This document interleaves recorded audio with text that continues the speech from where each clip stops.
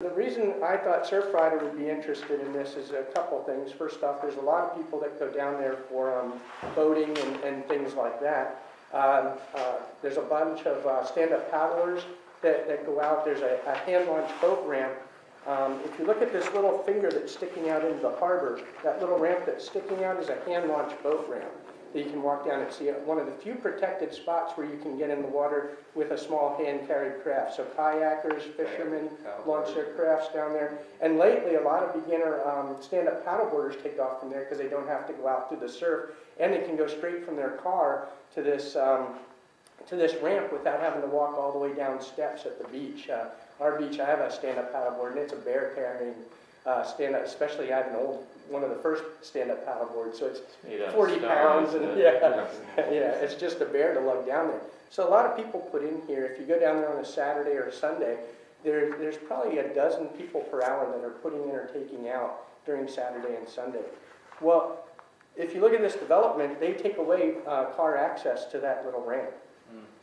So they're blocking access to water uses in the harbor. They also, if you see this little pond here, that's what's currently the Seaside Lagoon, which is one of the few saltwater, I think it's the only saltwater lagoon that's man-made on the whole California coast. The Coastal Commission is forcing Redondo to keep it in, but if you notice in this drawing compared to what I passed around, it's a third of the size.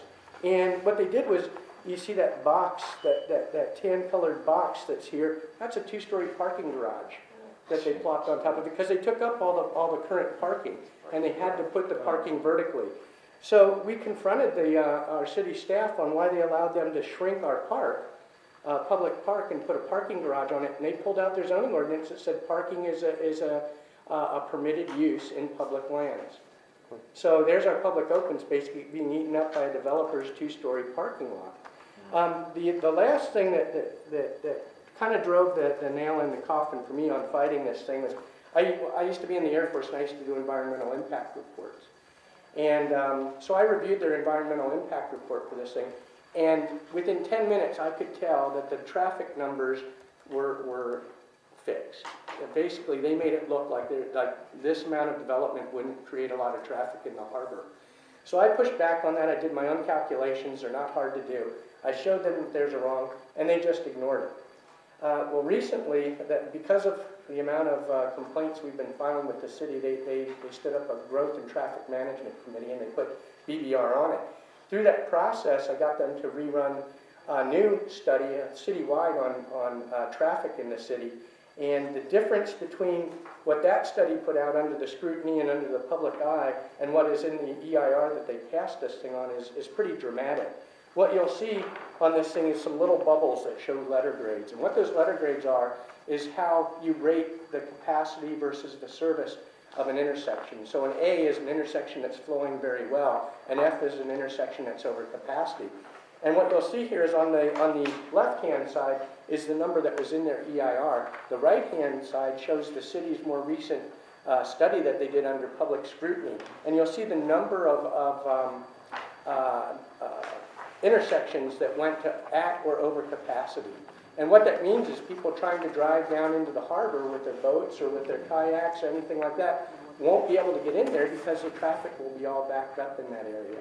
It also causes higher lingering time for cars that are emitting fumes, so the air pollution goes up, you get more oil drips, all that kind of stuff, all the runoff.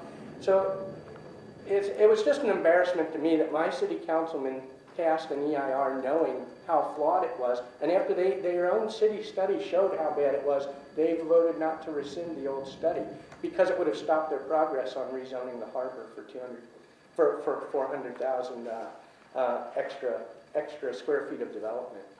And just to give you an idea, Plaza El Segundo is right now at, I think, 425,000 square feet of development on 37 acres. What they're trying to do with this plan that I passed out to you is put almost 200,000 square feet on 7.5 acres. And it's just a ridiculous overload of, the residents of Redondo don't want a mall by the sea. We like our harbor. We want to be able to use it for residents, not have some tacky shops in there. And the other thing we're afraid of is if you've gone down to Ports of Call or anything, you have grandiose ideas when you build these things, but when they don't pay out economically, they just decay. And so you got this blight that we'll be stuck with forever. If you've ever been to the top of the parking garage in the Redondo Harbor, it's a perfect example.